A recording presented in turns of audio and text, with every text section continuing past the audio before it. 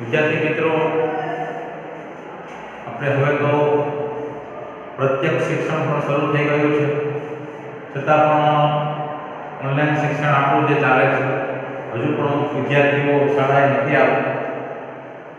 એના માટે સરકારની જોગવાઈ પ્રમાણે ઓનલાઈન શિક્ષણ આપણે ચાલુ રાખ્યું છે.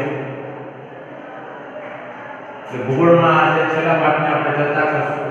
અમુક પોઈન્ટ સમજવાના છે કમ્પ્યુટર વિશેના, કે ભાઈ માહિતીનું વિશ્લેષણ, જે ભૌગોલિક માહિતી પ્રાપ્ત થાય છે તેનું વિશ્લેષણ અને નકશા નિર્માણ અથવા તો ભૌગોલિક માહિતીમાં કમ્પ્યુટરનો ઉપયોગ શું, એના વિશેના કેટલાક મુદ્દાઓ છે તે આપણે ભણશું. પાઠ છેલ્લો 13મો પાઠ છે.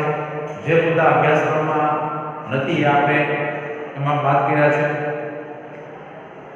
એટલે આપણે ભૌગોલિક માહિતીને સમજવા માટે, તેનું વિશ્લેષણ કરવા માટે અને નિદર્શન કરવાની પદ્ધતિ વિશે જાણ્યું. પણ 21મી સદીમાં આજે આપણે જોઈએ છે વિજ્ઞાન અને ટેકનોલોજી કૂદકાને ભૂસકી આગળ વધી રહી છે. ત્યારે રાષ્ટ્રના સીમાડાને ઓળંગીને એક વૈશ્વિક ફલક ઉપર જ્યારે આખો માહિતીનું આદાન પ્રદાન થતું હોય, ટેકનોલોજીનું આદાન પ્રદાન થતું હોય, ત્યારે ટેકનોલોજી છે એ દરેક વિષયમાં અને દરેક બાબતમાં એનો ઉપયોગ થાય એ ઈચ્છનીય હોય છે. એટલા માટે આ ભૌગોલિક બાબતોમાં પણ છે એ ટેકનોલોજીનો અભ્યાસ અગત્યનો બને છે. બરાબર.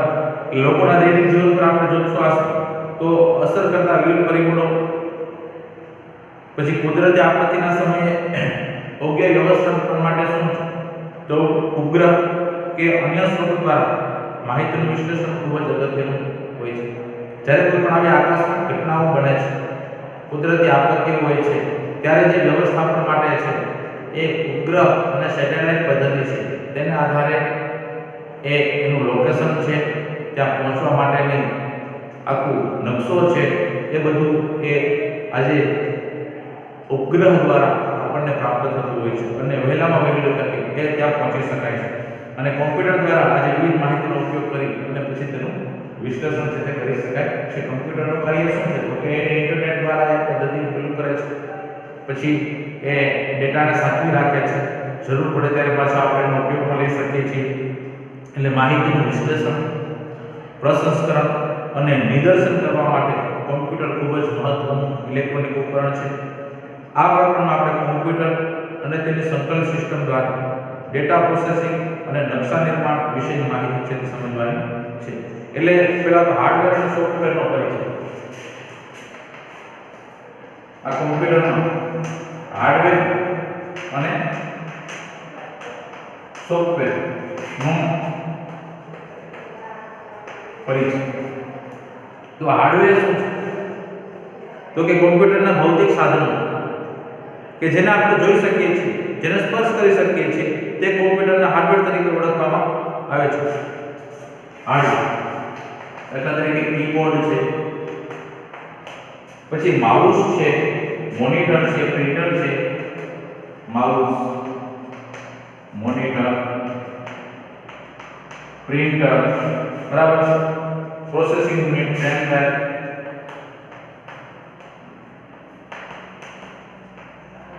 પછી પેન ડ્રાઈવ, બરાબર છે. આ બધા હાર્ડવેર છે કે જેને જોઈ અને સ્પર્શી શકાય,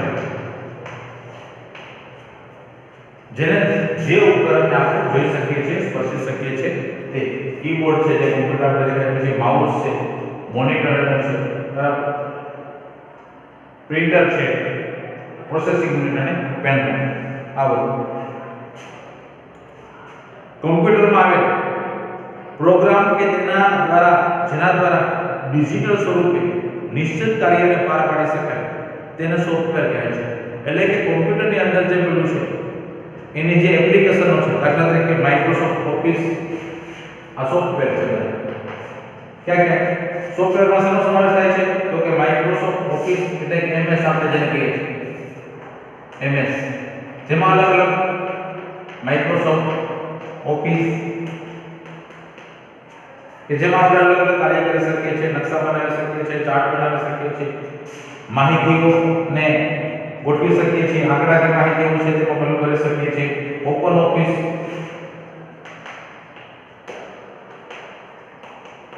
ત્યાર પછી છે ઓપરેટિંગ સિસ્ટમ,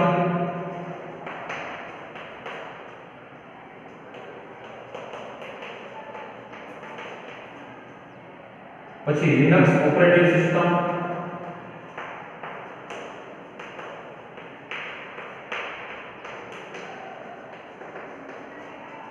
અને પ્લોટર આ બધા છે તે સોફ્ટવેર છે. મોઝિલા ફાયરફોક્સ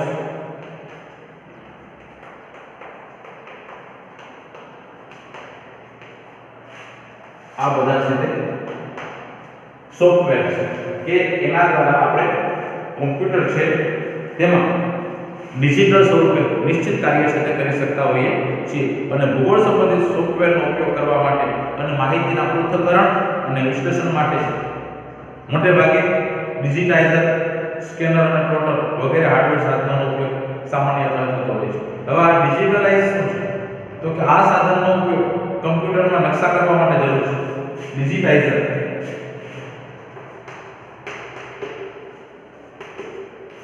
નકશાનો ઉપયોગ નકશા બનાવવા માટે ઉપયોગી છે. બરાબર,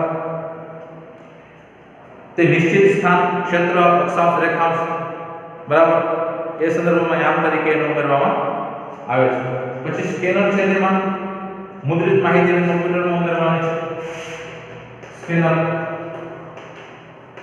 એમાં શું છે તો કે મુદ્રિત માહિતી આપણે દાખલા તરીકે કોઈ પણ પાર્ટ છે આ મુદ્રિત માહિતી છે તો એને સ્કેન કરવી છે તો એ સ્કેન થઈ અને કમ્પ્યુટરમાં એ સંચય. તો મુદ્રિત માહિતીને શું કરવાનું છે? એમાં સ્કેનરમાં મુદ્રિત માહિતીને કમ્પ્યુટરમાં ઉમેરવી. આ સ્કેન બરાબર. ત્યાર પછી પ્લોટર છે તો આ પ્લોટરની મદદથી શું થાય છે તો કે કોમ્પ્યુટરમાં જે તૈયાર કરવામાં આવેલ નકશા છે એને મોટા કદમાં મુદ્રિત કરવા માટે એ પ્લોટર નામ મળે છે. કોઈ પણ નકશાને મોટા કદમાં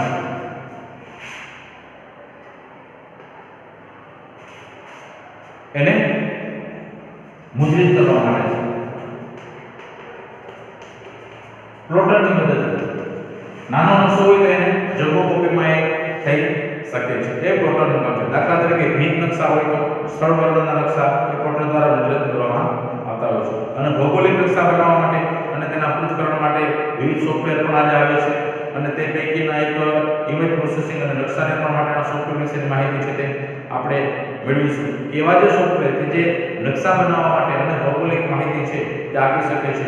અને ઉપગ્રહ દ્વારા થતી જે પ્રાપ્ત થતી તસવીરો, જે ઇમેજરી ઉપર વિવિધ પ્રકારની પ્રક્રિયા કરી અને ભૌગોલિક માહિતી મેળવવા માટેની પણ ઇમેજ છે એ દર્શાવતો હોય છે. એના સોફ્ટવેરનો ઉપયોગ એ થતો હોય છે. એવા કેટલાક સોફ્ટવેરની પણ અહીં ચર્ચા કરવામાં આવી છે. પણ એમાં ખાસ કરીને MS Office Excel, Open Office Calc આ બધી સિસ્ટમ છે જે નકશા નિર્માણમાં ઉપયોગી થાય છે. ત્યાર પછીનો આપણે મુદ્દો આવે છે એ નકશા આલેખમાં સોફ્ટવેરનું કાર્ય, સોફ્ટવેર અને તેનું કાર્ય. એટલે કોઈ પણ ભૌગોલિક વિસ્તારને સારી રીતે સમજવા માટે અને તેના વિશે માહિતગાર થવા માટે નકશા બનાવવામાં આવતા હોય છે. અને આવા નકશા બનાવવા માટે વિવિધ પ્રકારના સોફ્ટવેરનો જે ઉપયોગ થાય છે તે કુદરતી, દાખલા તરીકે કુદરતી આપદાનું મૂલ્યાંકન છે, ભૂકંપ થયો અથવા તો વાવાઝોડાની સંભાવના છે તો તેના વિશેની માહિતી છે તેની પણ તૈયારી કરી શકાય. હવામાનની આગાહી છે તે કરી શકાય. સંસાધન સંશોધન અને તેની પ્રાપ્તિ, પાક ઉત્પાદન, મત્સ્ય ક્ષેત્રોની શોધ, જમીન ધોવાણનો દર, ભૂમિગત જળનું ઊંડાણ આ બધી માહિતી જાણવા માટે ઉપગ્રહોની તસવીરોની મદદથી પ્રોસેસિંગ સોફ્ટવેરની મદદ થકી પ્રક્રિયા કરી સામાન્ય માનવીની સમજમાં આવે તે રીતે આપણે એને શું કરી શકીએ છીએ તો કે પ્રસ્તુત કરી શકીએ છીએ.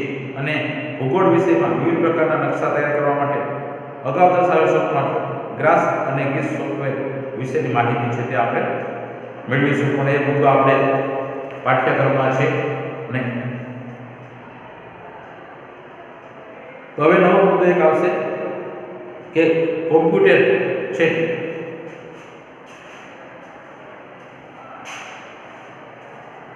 હાર્ડવેર, સોફ્ટવેર, ડિજિટાઇઝર નકશામાં ઉપયોગી છે. સ્કેલર મુદ્રિત માહિતીને કમ્પ્યુટરમાં ઉમેરે છે. પ્લોટર છે તે નકશાને મોટા કરે. એટલે આવી રીતે આપણે જોઈએ છે કે નકશા નિર્માણ